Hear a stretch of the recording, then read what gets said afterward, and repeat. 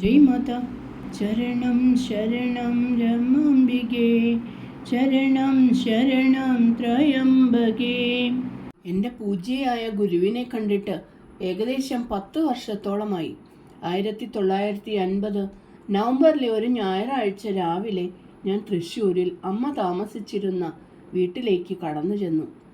വിശാലമായ ഹാളിൽ തറയിൽ വിരിച്ച പരവതാനിയിൽ സദസ്സിന് അഭിമുഖമായി അമ്മ ഇരിക്കുകയായിരുന്നു. തെക്ക് ഭാഗത്ത് അമ്മയുടെ 10 അടി അകലെയായി ഞാൻ ഇരുന്നത് ഓർക്കുന്നു. എൻ്റെ മുന്നിൽ വെളുത്ത് തിളങ്ങുന്ന ഒരു രൂപം ദൃശ്യമായി. ഞാൻ ഇരുന്നയുടൻ പ്രേം പ്രേം പ്രേം എന്ന് 3 തവണ ആവർത്തിച്ചു പറയുന്നത് ഞാൻ വ്യക്തമായി കേട്ടു. പെട്ടെന്ന് അതിലോലമായ ഒരു കൈ നേരെ മുകളിലേക്ക് വി ആകൃതിയിൽ ഉയരുന്നതും മിന്നിത്തിളങ്ങുന്ന കണ്ണുകൾ മുകളിലേക്ക് ഉരുണ്ട് തുറന്നിരുന്ന കൺപോളകൾക്കടിയിൽ മറയുന്നതും ഞാൻ കണ്ടു. എൻ്റെ ഹൃദയത്തെ എന്തോ ഒന്ന് ആകർഷിച്ചു. എൻ്റെ വികാരങ്ങൾ എന്തായിരുന്നുവെന്ന് എനിക്കറിയില്ല. അവ തീർച്ചയായും ഉന്നതവും മനോഹരവും പ്രചോദനം നൽകുന്നതുമായിരുന്നു. ആ രംഗം നവീനമായിരുന്നു. അത് ആവേശഭരിതമായിരുന്നു. എൻ്റെ ആത്മീയ ശൂന്യതയെ നിറയ്ക്കുന്ന എന്തോ ഒന്ന് ഓരോ നിമിഷവും പ്രതീക്ഷിച്ചുകൊണ്ട് ഞാൻ അവിടെ അനങ്ങാതിരുന്നു. ഒരു തരം ഉന്മേഷമൊഴികെ മറ്റൊന്നും എനിക്ക് അനുഭവിക്കാൻ കഴിഞ്ഞില്ല. ഞാൻ ആ സ്ഥലം പെട്ടെന്ന് വിട്ടുപോന്നു. അമ്മയുടെ രൂപത്തിൻ്റെ സവിശേഷമായ സൗന്ദര്യത്താൽ ഞാൻ ആകർഷിക്കപ്പെട്ടു എന്ന് പറയാതിരിക്കാൻ എനിക്ക് കഴിയില്ല. അത് ഏതൊക്കെയോ അതിശയകരമായ ലോകങ്ങളിൽ ആത്മീയ അനുഭവങ്ങൾ ആസ്വദിച്ചുകൊണ്ട് അലയുകയായിരുന്നു. വൃന്ദാവനവും ശ്യാമസുന്ദറും പ്രേമത്തിൻ്റെ മനോഹരമായ ലോലമായ വള്ളിയായ രാധയും എൻ്റെ മനസ്സിൽ നിറഞ്ഞു നിന്നു. ഞാൻ ഹാളിൽ പ്രവേശിച്ചപ്പോൾ 3 തവണ ആവർത്തിച്ച പ്രേം എന്ന വാക്ക് എൻ്റെ ഹൃദയത്തിൽ ആഴത്തിൽ പതിഞ്ഞു. പ്രേമത്തിൻ്റെ പ്രതീകം രാധയായിരുന്നു, സുന്ദരിയായ രാധ. ഇവിടെ എൻ്റെ മുന്നിൽ മനോഹരമായ രൂപമുള്ള ഒരു സ്ത്രീ, ഒരു പക്ഷേ എൻ്റെ പ്രിയപ്പെട്ട ശ്യാമസുന്ദരൻ്റെ രാധ. ചൊവ്വാഴ്ച അമ്മയുടെ നേതൃത്വത്തിൽ ഭജനുണ്ടാകുമെന്ന് ഞങ്ങളോട് പറഞ്ഞു. അന്ന് വലിയൊരു സദസ്സ് ഹാളിൽ തടിച്ചുകൂടി. ഞാനും ഒരു കാഴ്ചക്കാരനായി ആ കൂട്ടത്തിൽ ചേർന്നു. അമ്മ ഒരു കസേരയിൽ ഒരറ്റത്തിരിക്കുകയായിരുന്നു. അമ്മയുടെ ഇരുവശത്തും ഹാളിൽ നടുവിലൂടെ ഒരു വഴി വിട്ട് മഞ്ഞ സാരി ധരിച്ച സ്ത്രീകൾ ഇരുന്നു. ഹാൾ നന്നായി പ്രകാശിച്ചിരുന്നു. ഒരു നിമിഷം എനിക്ക് തോന്നി, ഉപനിഷത്ത് സുന്ദരിമാരോ സ്വർഗത്തിലെ വനിതാ മാലാഖമാരോ പ്രപഞ്ചമാതാവിൻ്റെ മുന്നിലിരുന്ന് തമ്പുരുവിൻ്റെയും നാരദൻ്റെ വീണയുടെയും കൈത്താളങ്ങളുടെ അകമ്പടിയോടെ മനോഹര ഗാനങ്ങളിൽ അവരെ സ്തുതിക്കുകയാണെന്ന്. ആ രംഗം അതിശയകരവും മനോഹരവും ഉന്നതവും വർണ്ണനാതീതവുമായിരുന്നു.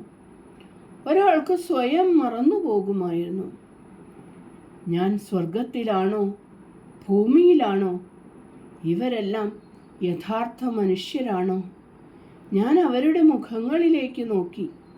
ശാന്തവും സമാധാനപരവും പുഞ്ചിരിക്കുന്നതും സന്തോഷം നൽകുന്നതുമായ മുഖങ്ങൾ ദിവ്യകൃപയാൽ നിറഞ്ഞിരുന്നു. മാനുഷിക സൗന്ദര്യത്തിലായിരുന്നില്ല. ആ സായാഹ്നം ഞാൻ എത്രമാത്രം ആസ്വദിച്ചുവെന്ന് എനിക്കിപ്പോൾ വിവരിക്കാൻ കഴിയില്ല. ആ രംഗം ഓർമ്മിക്കുന്നത് പോലും ക്ഷീണിച്ച ഹൃദയത്തിന് പുതുമയും പൂർണ്ണതയും നൽകുന്നു. ഭജനയ്ക്ക് ശേഷം ആ സ്ത്രീകളിൽ പലരിൽ നിന്നും ഞങ്ങൾ അമ്മയെക്കുറിച്ചുള്ള സംഭാഷണങ്ങളും വിവരണങ്ങളും കേട്ടു. അങ്ങനെയൊരു മാനുഷിക സന്തോഷം ഞാൻ മുമ്പ് കണ്ടിട്ടില്ലായിരുന്നു. സ്വർഗവാതിലുകൾ തുറന്നതുപോലെ തോന്നി. ഈ ശിഷ്യരുടെ മുഖങ്ങളിൽ പ്രകാശിച്ച കിരണം അമ്മയുടെ പാദങ്ങളിൽ അഭയം തേടാൻ എന്നെ പ്രേരിപ്പിച്ച ഒരു പ്രധാന കാരണമാണെന്ന് എനിക്ക് പറയാൻ കഴിയും. നമ്മളെല്ലാവരും ശാന്തി ശാന്തി എന്ന് തേടി ഓടുകയാണ്. അമ്മയുടെ പാദങ്ങളുടെ സ്വർഗത്തിൽ ഈ കുട്ടികൾക്ക് ശാന്തി ലഭിച്ചു. സ്വാഭാവികമായും എനിക്കും ആ അമൂല്യനിധി ശാന്തി പങ്കുവയ്ക്കാൻ ആഗ്രഹമുണ്ടായി. അമ്മയുടെ ചുറ്റും ഒരു സുഗന്ധമുണ്ടായിരുന്നു. അമ്മ എന്തിൽ സ്പർശിച്ചുവോ അതെല്ലാം സുഗന്ധം പുറത്തുവിട്ടു. ദാഹിച്ചു വലഞ്ഞ തേനീച്ചകളെ ആകർഷിച്ച് അതിൽ ശേഖരിച്ചിട്ടുള്ള തേൻ കുടിക്കാൻ വേണ്ടി അതിരാവിലെയുള്ള വായുവിൽ സുഗന്ധം പരത്തുന്ന മനോഹരമായ താമരപ്പൂവ് പോലെയാണത് എന്ന് തോന്നി. ഇവിടെ രക്ഷയുടെ തേനുണ്ടായിരുന്നു. മനുഷ്യരെ വേർതിരിവുകളില്ലാതെ ക്ഷണിച്ചിരുന്നു.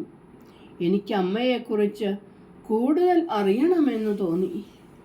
ഞാൻ ശിഷ്യന്മാരിൽ നിന്നും അമ്മയുടെ ദൈനംദിന പ്രഭാഷണങ്ങളിൽ നിന്നും അമ്മയുടെ ജീവിതത്തെക്കുറിച്ചും അവരുടെ സാധനയെക്കുറിച്ചും പരമമായ ആനന്ദം പ്രാപിച്ചതിനെക്കുറിച്ചുമുള്ള ഒരു ചെറിയ ചരിത്രം ശേഖരിച്ചു. തൃശ്ശൂരിൽ ആ 7-10 ദിവസത്തെ ചെറിയ യാത്രയിൽ, പിന്നീട് മറ്റ് സ്ഥലങ്ങളിൽ 2-3 മാസത്തെ താമസം കൊണ്ട് പോലും അമ്മ നൽകാത്ത കാര്യങ്ങൾ അമ്മ പകർന്നു നൽകി. വിവരിക്കാൻ ഏറ്റവും മഹത്തായ സംഭവം ഭഗവതി ക്ഷേത്രത്തിലെ അമ്മയുടെ സന്ദർശനമായിരുന്നു. ആ ദേവിയെ എല്ലാ ഹിന്ദുക്കളും ആരാധിച്ചിരുന്നു. പൂജാരി ഒഴികെ മറ്റാർക്കും ശ്രീകോവിലിൽ പ്രവേശിക്കാൻ അനുവാദമില്ലാത്ത ഒരാചാരം ആ ക്ഷേത്രത്തിലുണ്ട്. ഈ നിരോധനം ലംഘിക്കുന്നത് ക്ഷേത്രത്തിന് അശുദ്ധിയാണ്. ദേവിയെ ശുദ്ധീകരിക്കാൻ പല താന്ത്രിക ക്രിയകളും നടത്തേണ്ടി വരും. എന്നിട്ടും അമ്മ അകത്ത് കടന്ന് ഉച്ചത്തിലുള്ള കീർത്തനങ്ങളും സ്തുതികളും ക്ഷേത്ര പരിസരത്ത് മുഴങ്ങുമ്പോൾ ആരാധനയ്ക്കായി ദേവിക്ക് മുന്നിൽ നിന്നു. പെട്ടെന്ന് സ്വർഗത്തിൽ നിന്നുള്ള ഒരു കാറ്റുപോലെ അമ്മ കണ്ണടച്ചു തുറക്കും വേഗത്തിൽ ശ്രീകോവിലിനുള്ളിലേക്ക് ഒഴുകി നീങ്ങി. ആർക്കും ഒന്നും ചിന്തിക്കാൻ സമയം കിട്ടും മുമ്പേ അവിടെ അവർ വിഗ്രഹത്തോട് ഒന്നായി അതിൻ്റെ പിന്നിൽ നിൽക്കുന്നു. ആർക്കും അവരെ വിഗ്രഹത്തിൽ നിന്ന് തിരിച്ചറിയാൻ കഴിഞ്ഞില്ല. അഭയ വരദ മുദ്രകളോട് കൂടിയ 2 ആനക്കൊമ്പ് നിറമുള്ള കൈകൾ മാത്രമേ കാണാൻ കഴിഞ്ഞുള്ളൂ. ആ നിമിഷം പരമപ്രധാനമായി ചെയ്യേണ്ടത് എന്താണെന്ന് ക്ഷേത്ര പൂജാരിക്ക് യാതൊരു സംശയവുമില്ലായിരുന്നു. അദ്ദേഹം കർപ്പൂരം കത്തിച്ച് ലോകത്തിൻ്റെ വെളിച്ചത്തിനു മുന്നിൽ ദീപമൊഴിഞ്ഞു. ഇത് ചിന്തിക്കാൻ പോലും കഴിയാത്ത ഏറ്റവും അസാധാരണമായ കാര്യമായിരുന്നു.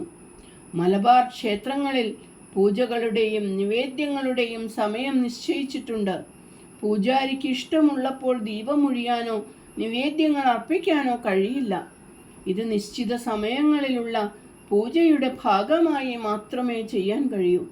രണ്ടാമതായി, ശ്രീകോവിലിൽ ഒരു അപരിചിതന്റെ സാന്നിധ്യം കാരണം ക്ഷേത്രം അശുദ്ധമായിരുന്നു.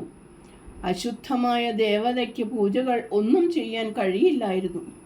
പൂജാരിയോ ക്ഷേത്രത്തിലെ യാഥാസ്ഥിതികരായ ഭക്തസമൂഹമോ ഈ ലംഘനങ്ങളിൽ യാതൊരു അപാകതയും കണ്ടില്ല. എല്ലാവരും ഉന്നതി പ്രാപിച്ചു, ആനന്ദത്തിലായി. യാഥാർത്ഥ്യമായ സാന്നിധ്യത്തിനു മുമ്പിൽ കർമ്മകാണ്ഡത്തിൻ്റെ പരിമിതികൾക്കപ്പുറം സ്വാതന്ത്ര്യത്തിൻ്റെ ഒരു മണ്ഡലത്തിലേക്ക് നയിക്കപ്പെട്ടു. ഒരുങ്ങാത്ത സദസ്സിനു മുന്നിൽ അമ്മയുടെ ഒരു പെട്ടെന്നുള്ള വെളിപ്പെടുത്തലായിരുന്നു ഇത്. പണ്ടത്തെ ശ്രീകൃഷ്ണനെ പോലെ തിരശ്ശീല വീണ്ടും വലിച്ചിട്ടു. സംഭവിച്ചതെല്ലാം ആളുകൾ മറന്നു. ഇതിനു ശേഷം ഒരു ദിവസം അമ്മ ഞങ്ങളുടെ വീട്ടിൽ വന്ന് അനുഗ്രഹിക്കാൻ ദയ കാണിച്ചു. നാരായണനാമം ഉച്ചത്തിൽ ജപിച്ചുകൊണ്ട് അമ്മയെ സ്വീകരിച്ചു. കാറിൽ നിന്ന് ഇറങ്ങിയയുടൻ അമ്മയിൽ ഒരു പെട്ടെന്നുള്ള മാറ്റം വന്നു. ഗദാധര വിഷ്ണുവിനെ പോലെ അമ്മ കുറച്ചു നേരം കാറിൻ്റെ അടുത്തായി അനങ്ങാതെ നിന്നു. നാരായണനാമം അന്തരീക്ഷത്തിൽ നിറയാനും ഉയർന്ന ശബ്ദത്തിൽ മുഴങ്ങാനും തുടങ്ങി. അലകളായി ഇരമ്പിയാർക്കുന്ന കീർത്തനം അന്തരീക്ഷത്തിൽ നിറഞ്ഞു. ആ അന്തരീക്ഷം ആത്മീയമായി വൈദ്യുതീകരിക്കപ്പെട്ടു. പതുക്കെ സമാധിയിലായിരുന്ന അമ്മയുടെ മഹനീയ രൂപം ചലിച്ചു. പൂമുഖത്തെത്തി അവർക്കായി വെച്ചിരുന്ന കസേരയിൽ ഇരുന്നു. എണ്ണ വിളക്കുകൾ കത്തി. നെല്ല് നിറച്ച പറ അമ്മയ്ക്ക് മുന്നിൽ വെച്ചിരുന്നു. അതിനായി വെച്ചിരുന്ന പാത്രത്തിൽ അമ്മ കാൽ വെച്ചു. വെള്ളം കൊണ്ട് കാൽ കഴുകുന്ന സേവനം സ്വീകരിച്ചു. അതിനുശേഷം അമ്മ മുകളിലേക്ക് നീങ്ങുകയും വീടുമായി പരിചയമുള്ള ഒരാളെ പോലെ പൂജാമുറിയിലേക്ക് നടക്കുകയും അവർക്കായി ഉദ്ദേശിച്ച ഇരിപ്പിടത്തിൽ ഇരിക്കുകയും ചെയ്തു. ഒരു സ്വാഗതഗാനം മലയാളത്തിൽ ആലപിച്ചു. അമ്മ പെട്ടെന്ന് സമാധിയിൽ ഉയർന്നു. അമ്മയുടെ കൈകാലുകളുടെ ചലനങ്ങൾ പാട്ടിൽ പ്രകടിപ്പിച്ച ഓരോ വികാരത്തെയും പ്രതിധ്വനിച്ചു. അമ്മ വീണ്ടും ഇരുന്നു. കുറച്ചു നേരത്തിന് ശേഷം സാധാരണ നിലയിലേക്ക് വന്ന് അടുത്തുള്ള ചിലരുമായി സംസാരിച്ചു. പെട്ടെന്ന് ഓർമ്മ വന്നതുപോലെ അമ്മ മടിയിൽ നിന്ന് അവിലെടുത്ത് പ്രസാദമായി ഞങ്ങൾക്ക് വിതരണം ചെയ്തു. ഈ പ്രസാദം എവിടെ നിന്ന് വന്നു എന്ന് ആർക്കും പറയാൻ കഴിയില്ല. ശ്രീകോവിലിന് 3 പടികളുണ്ട്. അത് മൂടിയിരിക്കുകയാണ്. ഉള്ളിൽ വശങ്ങളിൽ ഏകദേശം 3.5 അടി ഉയരവും നടുവിൽ 4 അടി ഉയരവും ഉണ്ടാകും. 5 അടി ഉയരമുള്ള ഒരാൾക്ക് പോലും നേരെ നിൽക്കാൻ കഴിയില്ല.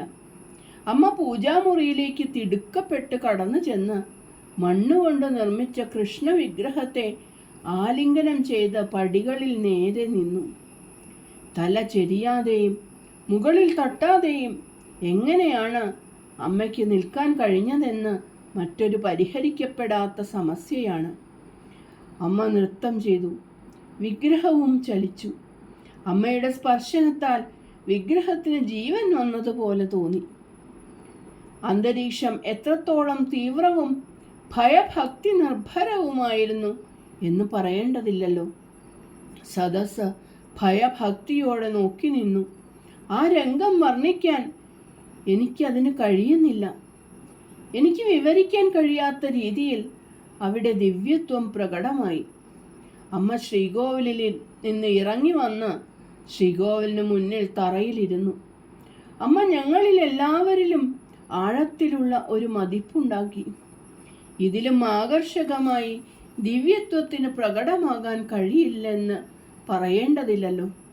ഞാൻ അമ്മയിൽ അതിശക്തമായി ആകർഷിക്കപ്പെട്ടു. അന്നു മുതൽ ഞാൻ അമ്മയുടെ എളിയ അനുയായിയാണ്.